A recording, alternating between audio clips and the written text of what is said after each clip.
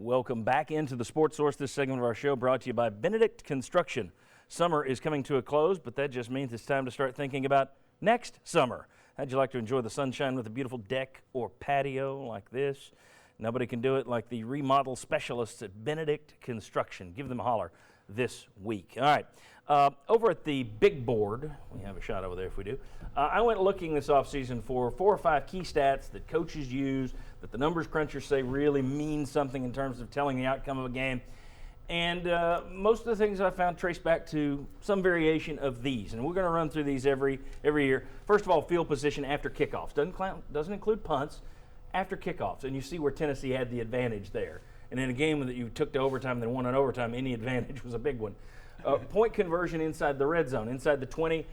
You could look at that and say the most you can get 7. Technically, the most you can get on a red zone trip is 8. So Tennessee had 2 trips. They got 10 points out of the possible 16. Appy State only managed 7 out of 16, and I did not count the red zone trips in overtime. Scrimmage plays of 20-plus yards. Not a big game for explosive plays. App State had 2. Appy State, I don't need to slip and say App State. They want me to, and I'm not going to. 2 for App State, 1 for Tennessee in terms of big plays. Turnover margin, you lost it, -1. You had 2 turnovers, almost a third. Thank goodness Jalen Hurd fell on that fumble in the end zone. And then offensive efficiency, yards per play, it's the same. Boy, I would never have bet that going into that game. Never. All right. So here's the deal. For the rest of this segment, I want to ask you a simple question. All right, it's the big board segment, so it's our big question of the day. Tennessee averaged on offense last year 35 points per game. They averaged 31 points per game against 8 SEC defenses. By any way you want to slice it, that does not show that these coaches are morons, can't call plays. Only 2 SEC teams average more than 31 in league play. So for all the moaning about play calling, it's the simplest thing in the world. If you don't score a lot, it's play calling. But after watching the Appy State game, how much faith do you have in the offensive coaching staff going to the Battle of Bristol? Jimmy, I'll start with you. Not as much as I did before. But look, a part of that is the offensive line. I mean, you touched on it earlier. If the offensive line's not doing a very good job run blocking or pass protecting, it makes it tougher. I think the line is going to play better. I don't know if there were some kinks they need to work out. I don't know how healthy Coleman Thomas was. I do think you'll see a better offensive performance against Virginia Tech because I think they will not be as vanilla. I think they'll use more of the playbook. But frankly, after watching what I saw against Appy State, I do have some concerns about where this offense is. I said it last week. First of all, offensive line's got to block. Second of all, we've got to pose a deep threat. We didn't do it. How much faith do you have in the coaches to fix it this week? I hope much. I mean, you got to think about last year. First quarter, we beat everybody. You know, so I mean, these guys can do it. Sometimes it's, you know, in terms of their imaginations, in terms of what plays to call. Sometimes I think my imagination is better, which is scary because I'm a defensive guy. But you know, it is what it is. Yeah. Sterling, how much faith? I got a lot of. I'm just gonna be honest. I just think it's the one before the turn up. I mean, we gotta win.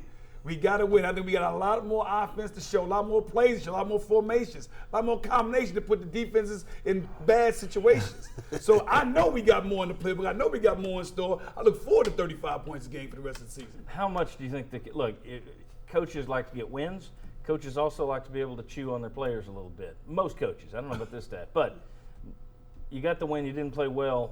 How much do you think the coaches are patting them on the back saying, no, we got the win? How much do you think they're ripping them saying, not good enough, not anywhere near good enough? I think they're ripping the entire program. I think they rip themselves even. Everybody wants to do better. I don't know. We can't sit there and even imagine that we're the only guys that want Tennessee to play better. Yeah. Those guys put hours upon hours of time into preparation for these games, so they definitely want to do better, and I know they will. Chuck, do you have faith in the offensive staff going into the Virginia Tech game? I don't have faith in the scheme. It just doesn't seem to work often enough, and I think most of us, or a lot of us, would have had that as the number 1 or 2 concern going into the season. So I have less faith now than I did before, and I had a lot of concerns before. I have less faith, but I look at that. I keep going back. You get 31 points per game in the SEC, only 2 teams outscore you.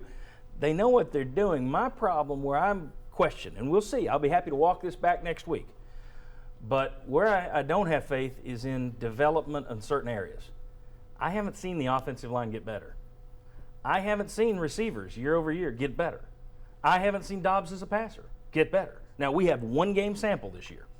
Plenty of time to change that. But going into this Virginia Tech game, that's where my faith is a little shaky. I'm not seeing guys improve year over year over year. But all right, when we come back, we got our player panel, all the VFLs here. Simple question for them: how do you fix the passing game over there? Yeah, that should only take about 3 hours. Come on back on the Sports Source.